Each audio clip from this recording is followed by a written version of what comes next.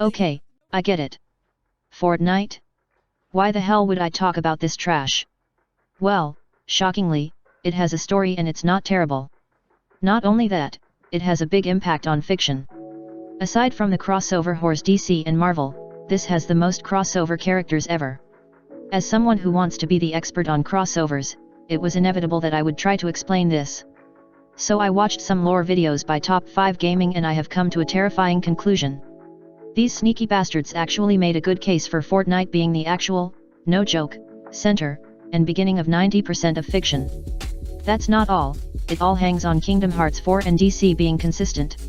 Yeah, we going deep today. Without further ado, let me show you how fucked we are. We start with the 0 point, the source of all the realities connected to Fortnite. The thing everyone is fighting over. But who cares though? Many other things claim the same. The issue comes in with Marvel, what a surprise. That Fortnite crossover with Marvel is canon. It has a massive effect on Fortnite and even has a comic leading up to the event which connects to the Black Winter. More on that in the description. DC later gets similar treatment with a Batman comic that ties in heavily with the Fortnite story. You can't deny it, these three are connected. So you see the problem, right? DC and Marvel have connected to so many universes that it's ridiculous. Here are just a few. But not all hope is lost yet. Time to fight back against this. Most of the crossovers in Fortnite isn't canon to Fortnite. Naruto, Arcane, Horizon, and more aren't canon. Most crossovers fall into this category, thank God. They mostly appear as skins or do nothing in the plot. Safe to disregard. You can't say the same for some others though. In an important cutscene, you see Terminator, God of War, AVP, Street Fighter, and Halo. For fuck's sake, the first three are fine. They're in DC anyway. But Street Fighter and Halo? Check the Fourth Snakes video on how many versus Street Fighter connects to in the description. And if we include Tekken, Psy, check the description. I think Halo might only connect to Dead or Alive. I don't know if Nicole 458 has an arcade ending of some kind. If not, we're safe.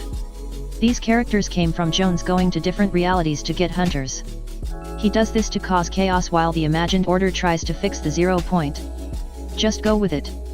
Aside from the ones mentioned, Mandalorian, Tron, and Walking Dead appear.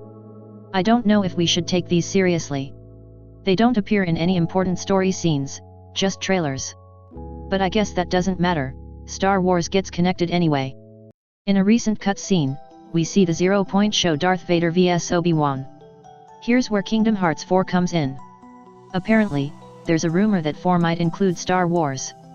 That brings in Final Fantasy, Disney, Assassin's Creed, Monster Hunter, and more. But this is not 100% confirmed though. So for all that is good, Kingdom Hearts don't do it. And if you do, don't defile Kingdom Hearts by having the world connect to the sequel trilogy. To make matters worse, Kingdom Hearts fans really want Sora to visit Marvel. As much as I want that to happen for gameplay reasons, that would be terrible for fiction and Kingdom Hearts. Sora should stay far away from Marvel and DC. Those crossover whores. Remember, Marvel and DC, within fiction, are only a living comic. Condemning Kingdom Hearts to be stuck in that limiting situation saddens me. Man, this is getting out of hand. If Kingdom Hearts 4 commits the previous sins, then we'll have to deal with Fortnite being the center of these verses. I might even be missing some verses, it's Marvel and DC after all. Speaking of DC, it actually brings some hope to the situation. In DC, there exists a powerful character called Hecate. She lets other creation myths exist despite them being fake for her simple amusement. Take it away, webcam parrot. People have asked me to explain the relationship between the Presence and Perpetua, and this is my best explanation for it. Something that is looked at as a tool by Perpetua is the very force responsible for creating the Presence. She even created her own dark version of the collective unconscious, making it one of the 7 dark forces. I should also make it clear that there are tons of creation myths that exist within the collective unconscious, and it's explicitly stated that the only reason these myths still exist and have some truth to them, like the reason they have power within the collective unconscious, is just because it amuses Hecate for them to be there. And this includes the creation myths surrounding the Presence and other beings like this. So this is why there's a seeming contradiction between the creation story we know about Perpetua and the creation story that we know about other beings like the Presence. It's just because Hecate allows these myths to exist, and because they exist as a belief, they have a certain amount of truth to them. But they're still superseded by whatever Perpetua has done. To learn more about how all that craziness in DC works, watch the videos in the description. This Fortnite 0-point creation myth can be one Hecate lets exist. It's not entirely true and doesn't have as much power as it claims. A stretch but an option. As long as DC keeps this idea somewhat consistent, then we're in the clear. But there's another way. Simulation theory. Do you wonder why these crossover characters fall apart in blue blocks when killed? It reminds me of data bits in a game. When we see Jones get Street Fighter characters, it's from an arcade game. They're not the actual characters but game counterparts. Maybe the others work the same way. This would fix almost everything and explain any character inconsistencies. One problem though, this does not apply to Marvel and DC due to the comics and heavy influence on the plot. So in the end, how does Fortnite fit into fiction? It depends on what happens in the future, but it falls into these three options. 1. 0-point is a fake myth born from the collective unconscious of Marvel and DC.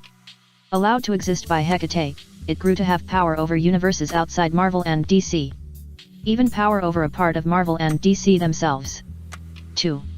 Same, but it only grew power over simulated universes still within Marvel and DC. 3. 0-point is the true origin of Marvel, DC, and so much more within the Overvoid. It is the physical manifestation of the power of creation. The first thought on the blank page, the first story ever told, and everything after came from this one point. But what do you think? Am I missing anything, or did I make mistakes somewhere? Tell me in the comments your thoughts. Regardless of what happens or what turns out to be true, there's a silver lining. The more those idiots in charge do this, the stronger U-O and DSE gets. They aren't connected to any of these verses and already rank among the strongest stuff out there. Doing this means less competition, and that most verses exist in a living comic book. A comic book that can exist within the library of U-O. From the perspective of characters outside of Marvel and DC, they amount to nothing but a book. A book that powerful beings can easily rip apart. When people say Feather Rin Solo's most of fiction, they might be onto something. With that, I'm done.